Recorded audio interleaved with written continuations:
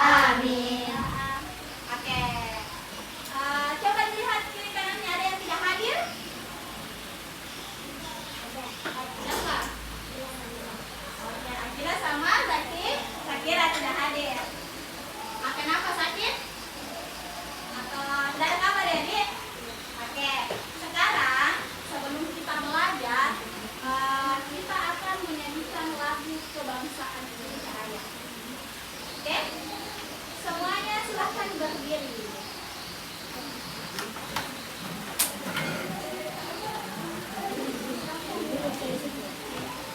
Oke. Sekarang kita menyanyikan lagu Indonesia Raya.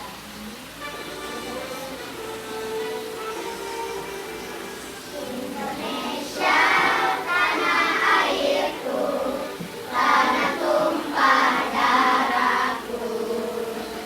Di sanalah aku berdiri, jadi pandu ibuku.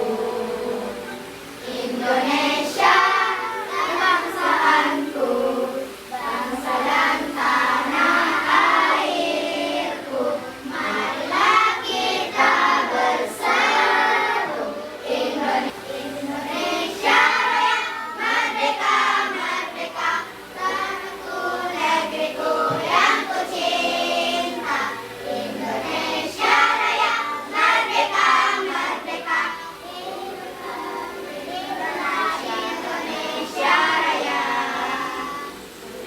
Indonesia Raya, merdeka, merdeka, tanahku, negeriku yang ku cinta. Indonesia Raya, merdeka, merdeka, hiduplah Indonesia Raya. Oke, silahkan duduk lagi. Oke, sudah siap belajar? Siap. Oke, kalau siap belajar berarti perhatiannya ke Ustazah dan semua peralatan tulisnya di depan kalian. Oke, ada yang tahu kita akan belajar apa? Matematika? Salah. Apa ini? Kita akan belajar tentang kita belajar coding dan kecerdasan artifisial. Ada yang pernah dengar apa itu coding dan kecerdasan artifisial? Belum pernah dengar? Oke, ada yang pernah main HP? Semuanya. Ada main laptop? Saya. Semuanya. Ada yang main games? Saya. Nah, kalau di HP kita biasa main apa? Roblox. Oh, Roblox. Apa lagi? Google Maps. Apa lagi? Google Translate. Games Roblox. Apa lagi? Oh, TikTok juga ya. Semua itu. Nah, kenapa bisa ada semua itu? Karena adanya coding dan kecerdasan artifisial. Pernah tidak kita berpikir kenapa bisa ada aplikasi TikTok? Kenapa bisa ada games? Dibuat? Ya, dibuat. Karena di-download. Apa? Karena dibuat, karena di-download. Oke, jadi deh, sebelum saya masuk ke pelajaran berpikir komputasional, saya akan menjelaskan dulu apa itu pelajaran baru. Pelajaran tentang coding dan kecerdasan artifisial. Belum pernah dengar? Belum. Atau pernah dengar AI? AI. Itu biasa itu mengedit foto atau bertanya. Tadi kan juga bisa. Oke. Jadi ini coding. Coding itu adalah instruksi yang dibuat orang. Orang yang membuatnya itu adalah programmer. Nah, siapa yang pernah dengar programmer? Orang yang membuat aplikasi, orang yang membuat kecerdasan artifisial. Jadi coding itu mendukung atau dasarnya dari kecerdasan artifisial. Paham? Paham. Jadi nanti itu ada pelajaran coding dan kecerdasan artifisial khusus kelas 5 dan 6. Jadi harus belajar canggih teknologi supaya tidak ketinggalan zaman. Kita bukan cuma mempelajari tentang teknologinya, tapi kita belajar tentang berpikir kritis, inovatif, kreatif. Nah, itu. Kenapa harus belajar coding dan kecerdasan artifisial? Jadi pelajaran yang pertama kita akan pelajari itu adalah berpikir komputasional. Berpikir komputasional. Oke, sebelum itu saya mau lihat apakah bahagia di belajar ini atau tidak. Yang mana yang motikan ini? Ada yang malas, ada yang bagaimana? Yang mana kita semua? Kalau bintang siapa? Siapa yang tersenyum kelihatan gigi? Siapa? Angkat tangan. Oh, atau ada yang sedih? Ada yang galau? Ada? Ada. Atau ada yang marah karena kepanasan atau apa? Tidak ada. Jadi yang mana dipilih? Semuanya bintang. Bintang itu artinya apa? Terpesona. Jadi semuanya terpesona ya? Oke, sekarang kita dulu mempelajari ini. Harus disimak baik-baik. Apa itu berpikir komputasional? Berpikir komputasional, ada yang bisa baca? Kita? Tadi bagaimana? Lagi apa? Pesan Salata.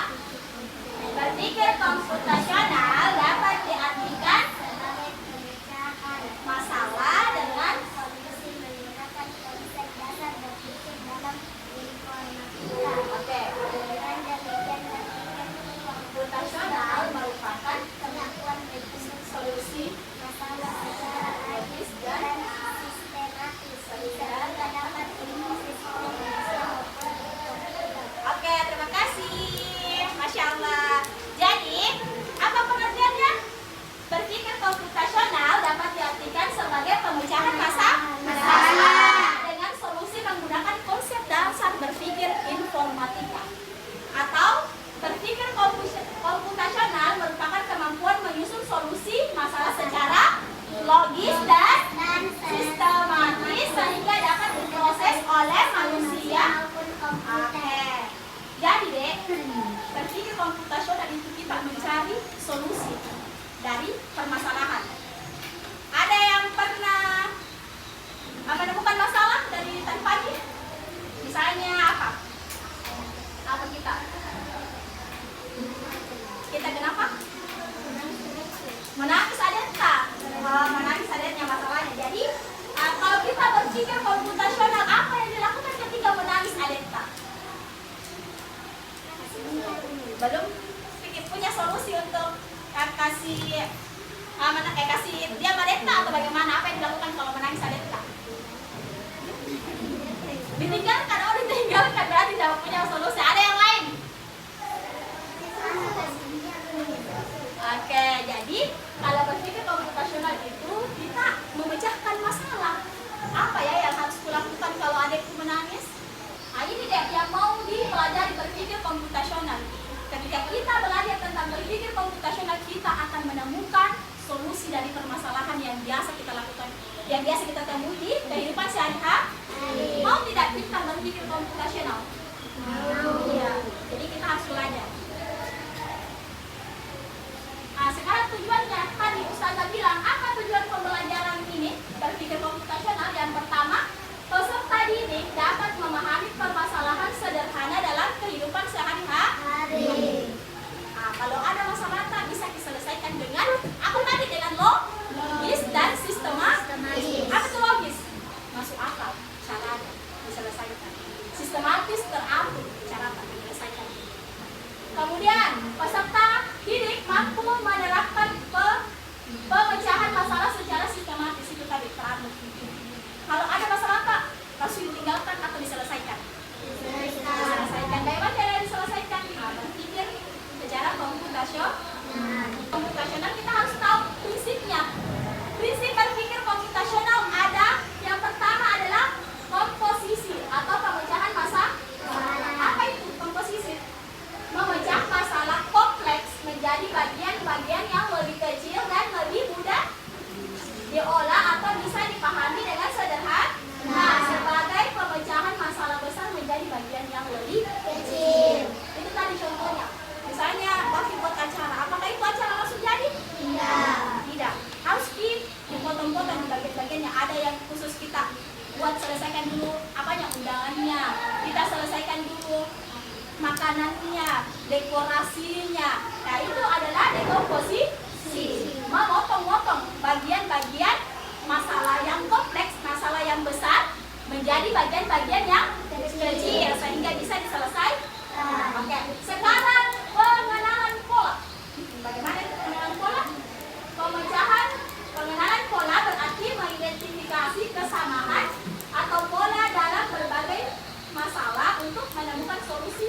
dan dapat diterapkan kembali.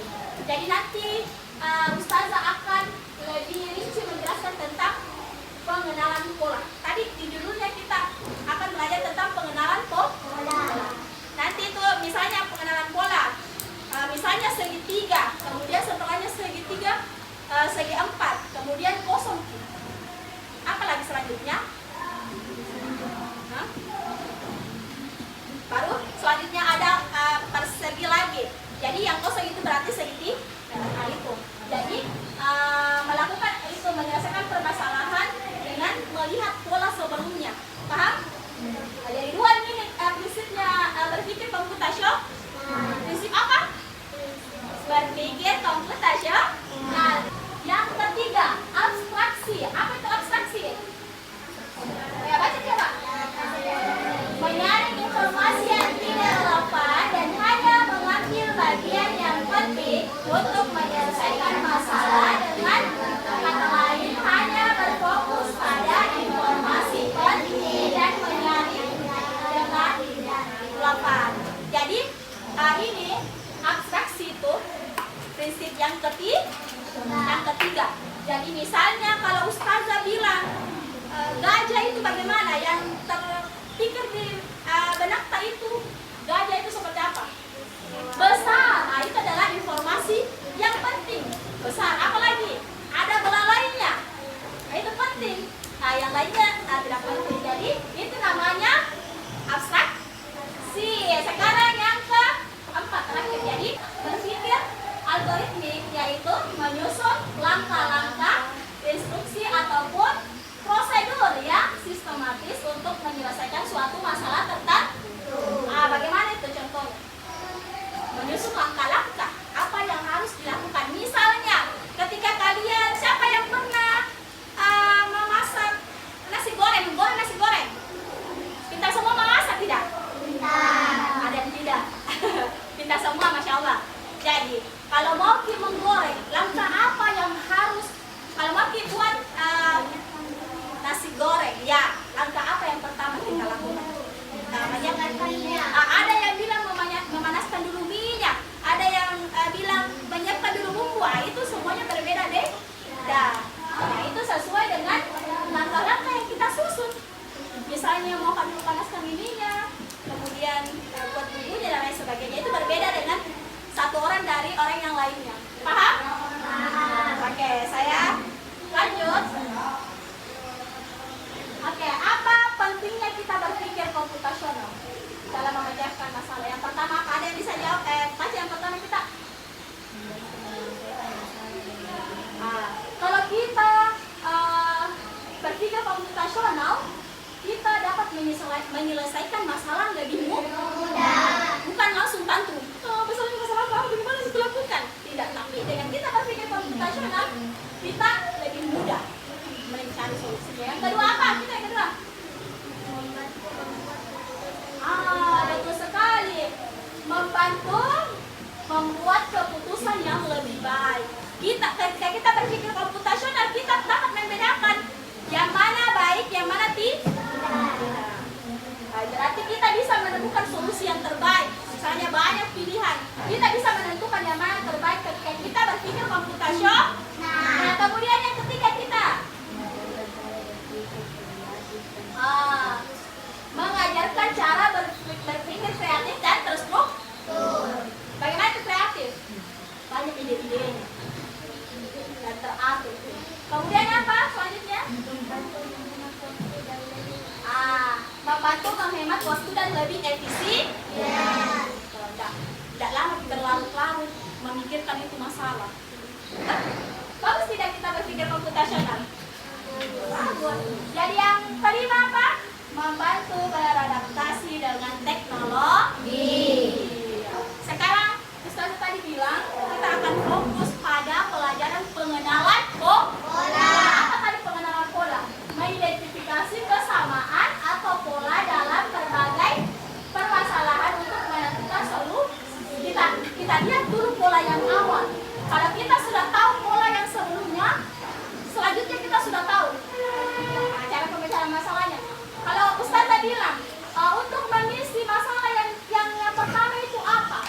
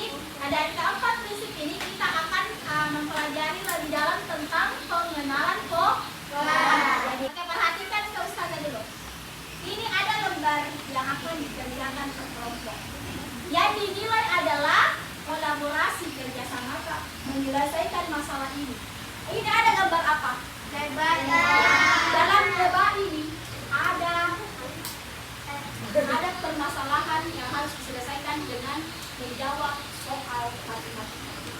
Jadi misalnya di sini warna kuning. Kuning itu 18 ditambah 15 hasilnya berapa? Diwarnai berapa hasilnya? Paham? Jago sama itu? Jago. Oke, jadi harus kita tanya sama. Saya yang cari ini. Berapa hasilnya ini? Saya yang warnai ini. Paham? Sudah siap? Siap. Masih sudah siap? Oke, 1. Kalau buat 2. Saya mau lihat yang mana paling kompak, yang mana paling bagus. Oke, yang pertama. Kita bekerja sama. Sama-sama karena ini banyak soalnya. Ada yang juga yang kita nggak mencatat atau mencatat mencari jawabannya di buku catatan tak bisa. Oke, 1 Sandra bagi kamu foto. Oke, ini kamu 1 sudah bekerja. Ini warnanya apa ya? Silahkan diwarnai. Kalau sudah mendapatkan jawaban, kita akan lihat siapa yang cepat selesai. Apalagi gampang. 18 tambah 9. Ini 27. Insyaallah. 23.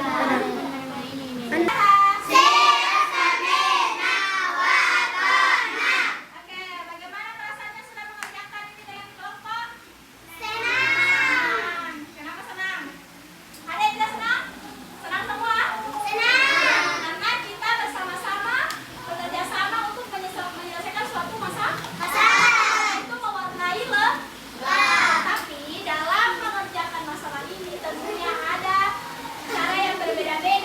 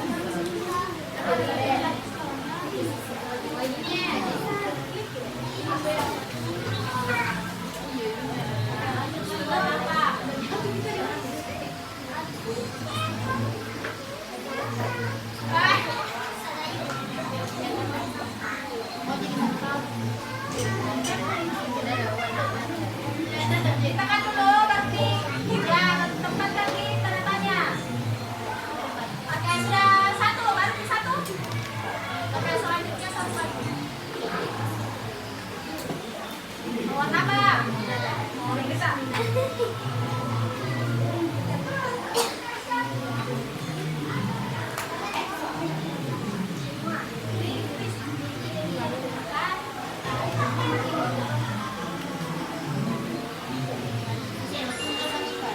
Oke, sekarang benar apa benar? Benar. Sekarang kelompok empat terakhir. Masih mau. Oke, kelompok empat. Yang mana kelompok empat? Ayo sini.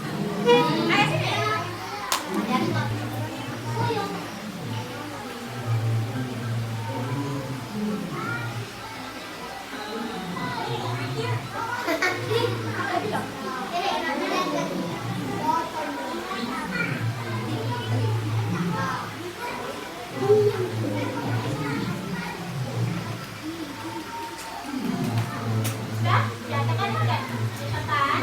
Nah, pokoknya ini yang benar.